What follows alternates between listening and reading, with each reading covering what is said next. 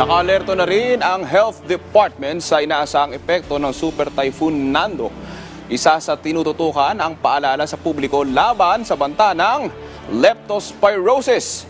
Ayon sa DOH, 2 bagong kaso ng leptospirosis ang naitala ng kagawaran mula September 14 hanggang 18. Kasunod ng sunod-sunod na pag-ulan at baha noong nakaraang linggo.